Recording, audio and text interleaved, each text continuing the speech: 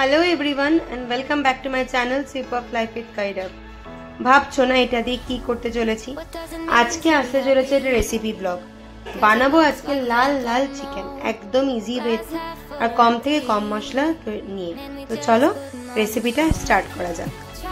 এখানে মোটামুটি নিয়ে নিয়েছি 1.5 কিলো মতো চিকেন, মানে এখানে আছে 1.5 কিলো মতো হোল চিকেন, মানে সমস্ত কিছু নিয়ে পাখনা টাকনা সবকিছু মিলে।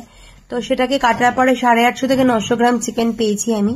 তো 900 গ্রাম চিকেনের জন্য কতখানি পেঁয়াজ আদা রসুন দিচ্ছি সবকিছু তোমাদের সাথে ভালো করে ডিটেলসে শেয়ার করছি। তো চলো দেখতে থাকো তোমরা। নিয়েছি এখানে 3খানা মতো বড় বড় পেঁয়াজ, 10টা বড় বড় কোয়া রসুন কুচি করে, 1 ইঞ্চি মতো আদা আর 2খানা টমেটো। এইটা দিয়ে বানাবো আজকে আমি চিকেন কষা। আর পুরোপুরি অপশনাল আলুটা আমি এখানে দেবো এরকম সাইজের একটা আলু, এরকম 2টো আলু আমি দেবো। তো চলো রান্নাটা শুরু করা যাক। কড়াই নিয়েছি আমি 2 চামচ মতো তেল, 2টো বড় চামচের তেল। এবার তেলটা দিয়ে প্রথমে হতে দেবো ভালো করে গরম, তার মধ্যে দেবো তেল। দেওয়ার পরে আমি এখানে ভালো করে আগে আলুগুলোকে নেব ভেজে। আলুগুলো আমার লাল লাল করে ভাজা হয়ে গেছে, এবার আমি তুলে নেবো আলুগুলো। আমি এখানে দিচ্ছি এলাচ, লবঙ্গ আর দারচিনি, দিয়ে দেবো এবার এটাকে তেলে। তারপরে এর মধ্যে দেব পেঁয়াজ,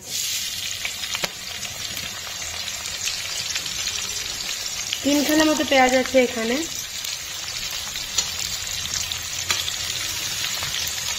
আর দেব রসুন। পেঁয়াজটাকে করে নেব ভালো করে ফ্রাই।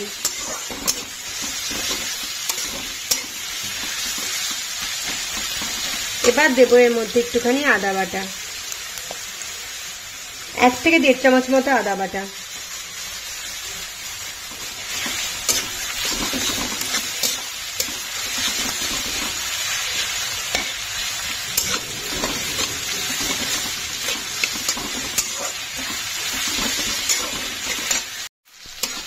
এর মধ্যে দিয়েছি আমি অল্প একটুখানি নুন আর হলুদ, আর দিলাম কতগুলো 3 থেকে 4টে লঙ্কা।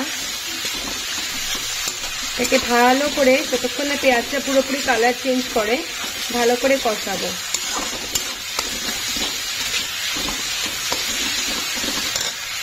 এখানে দিলাম 2খানা বড় বড় টমেটো।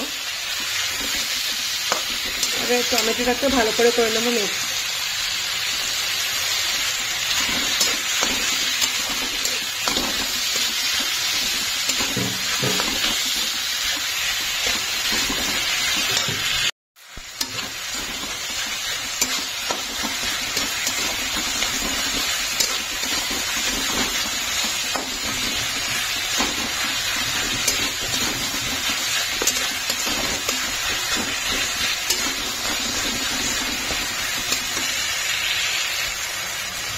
দেখো মশলা থেকে অল্প অল্প করে তেল বেরোতে শুরু করে দিয়েছি। দেখো তেল বেরোতে শুরু করে দিয়েছে।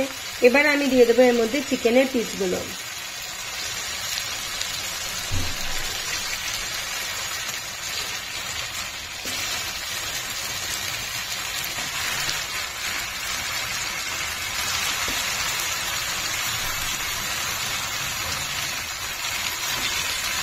এবার এটাকে করে নেবো ভালো করে মিক্স। যেহেতু আর কোনো মশলা পড়বে না, পুরো ফ্লেভারটা একসাথে হওয়ার জন্য এটাকে কিছুক্ষণের জন্য দিয়ে দেবো চাপা ঢাকা। মোটামুটি আধা ঘন্টা মতো রেখে দিয়েছিলাম। তো ভালো করে এটা দেখো সিদ্ধ হয়ে গেছে, চিকেনের থেকে জলটা বেরিয়ে। এবার এটাকে ফুলে করে ভালো করে নাড়াবো যাতে সিদ্ধ হয়ে যাওয়ার পর চিকেনটার মধ্যে সমস্ত ফ্লেভার অ্যাডজাস্ট হয়ে যায়। আর এর মধ্যে দেবো একটুখানি কাশ্মীরি মির্চা, আর লাল হওয়ার জন্য একটুখানি কাশ্মীরি মির্চার গুঁড়ো।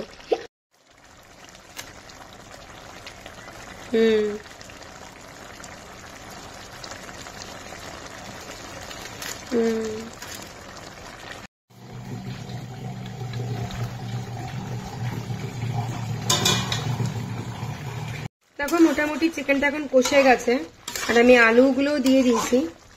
এবার আমি এটার মধ্যে দেব 1 কাপ মতো ফেটিয়ে রাখা দই। 1 কাপ দই এনাফ।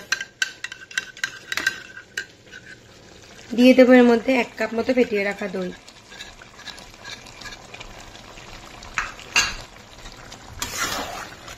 দই দিয়ে এটাকে করে নেবো ভালো করে মিক্স।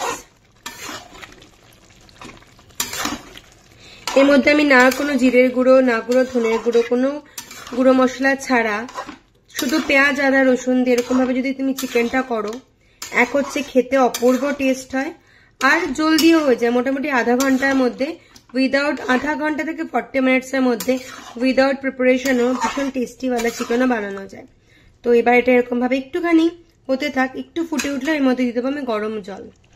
এর মধ্যে আমি দেবো এখন 1/2 কাপ মতো জল।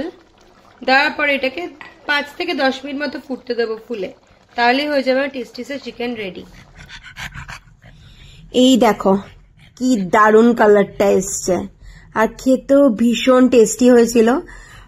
একদমই দেখো এর মধ্যে জিরে গুঁড়ো, ধনে গুঁড়ো কিচ্ছু দিইনি। তোমরা অবশ্যই ট্রাই করতে পারো রেসিপিটা, আর ছেলেমেয়েরাও বলেছে খেয়ে খুব টেস্টি হয়েছে। তো চলো দেখে না একটা টুক করে, এটা একটা সিনেম্যাটিক শট। আর যদি ভালো লেগে থাকে প্লিজ চ্যানেলটাকে ছেড়ে যাওয়ার আগে লাইক, শেয়ার এন্ড সাবস্ক্রাইব করতে ভুলো না। দেখা হচ্ছে খুব জলদি এর ঝকঝকে তকতকে নতুন ভিডিওর সাথে।